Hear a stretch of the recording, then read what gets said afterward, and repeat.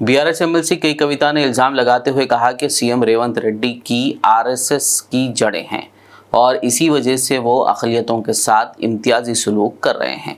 उन्होंने इतवार को निज़ामाबाद में मुनक़्क़िदा मीटिंग में सीएम रेवंत रेड्डी के खिलाफ सनसनीखेज़ तबसरा किया। उन्होंने कहा कि अगर अक़लियतों ने गांधी खानदान को देखकर कांग्रेस को वोट दिया तो अब रेवंत रेड्डी हुकूमत उनके एतमाद को धोखा दे रही है। उन्होंने सवाल किया कि केसीआर के दौर में एक भी फ़िरका वाराना फसाद क्यों नहीं हुआ और कांग्रेस के इक़्तिदार में आने के बाद ही क्यों ऐसे वाक़ियात पेश आ रहे हैं। उन्होंने सवाल किया कि रेवंत रेड्डी फ़िरका वाराना फसादात को रोकने के लिए इक़दाम क्यों नहीं कर रहे हैं। कविता ने सवाल किया कि माइनॉरिटी डिक्लेरेशन पर अमल दरामद का क्या हुआ। उन्होंने मुतालबा किया कि रियासत के अक़लियतों से किए गए वादों को फिलफौर पूरा किया जाए।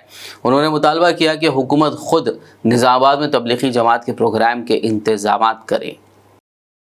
क्योंकि आज यहाँ कांग्रेस पार्टी हुकूमत में है, रेवंत रेड्डी साहब की सरकार चल रही है और जो कांग्रेस पार्टी ने वादे किए थे माइनॉरिटी कम्युनिटी के लिए, जो चेवेल्ला डिक्लेरेशन करके उन्होंने वादा किया था, आज उन कोई भी वादे के ऊपर उन्होंने अमलावरी नहीं की है। तो मैं यहाँ से डिमांड करती हूँ रेवंत रेड्डी साहब को, आप चेवेल्ला डिक्लेरेशन को इमीडिएटली अमल कीजिए। आप पे कोई भरोसा नहीं करने वाला था, इसीलिए आप लगातार गांधी फैमिली को तेलंगाना पे लाते रहे और उनके भरोसे पे थोड़े यहाँ पे लोग भी आपको वोट दिए। और माइनॉरिटी डिक्लेरेशन अब जब कर रहे थे तब सलमान खुर्शीद साहब को भी लेके आके आपने माइनॉरिटी डिक्लेरेशन का पूरा ओपन करके दिया था, लेकिन जितने भी उसमें वादे हैं वो एक भी आपने आज तक अमल नहीं किया। आपने बजट के बारे में बात किया, जो माइनॉरिटीज को, मुसलमानों को इस बार बजट में दिए उसमें 4% भी आज तक आपने खर्च नहीं किया।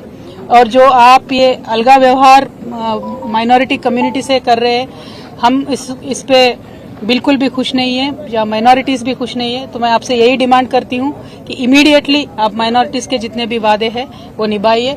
इस साल का बजट आपने 3000 करोड़ दिया है, लेकिन खर्च सिर्फ 700 करोड़ आपने किया है। तो मेरा ये डिमांड है कि आप माइनॉरिटी कम्युनिटी के साथ दीजिए, क्योंकि केसीआर साहब जब यहाँ पे थे पिछले 10 सालों में कम्युनल वायलेंस का एक भी इंसिडेंट नहीं हुआ था, लेकिन ये एक साल में जितने कम्युनल वायलेंस के यहाँ पे इश्यूज हुए हैं, ये देख के बहुत एक दर्द होता है हम सबके दिलों में, क्योंकि एक अमन और चैन के साथ तेलंगाना रहता था, एक गंगा जमुना तहजीब को हमने कायम करके रखा था।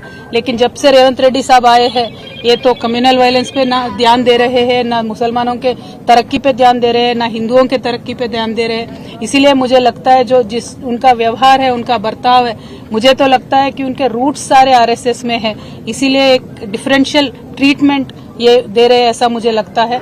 तो I will say that mister Revanth Reddy ji, आप अभी फोकस करिए माइनॉरिटी से इश्यूज पे, स्पेशली माइनॉरिटी वुमेन के लिए आपने जो प्रॉमिस किया था कि 1,60,000 देंगे कल्याण लक्ष्मी का, आप वो दीजिए। उसके साथ साथ आप सोना भी देने वाले थे, 1 तोला सोना भी देने वाले थे, वो दीजिए।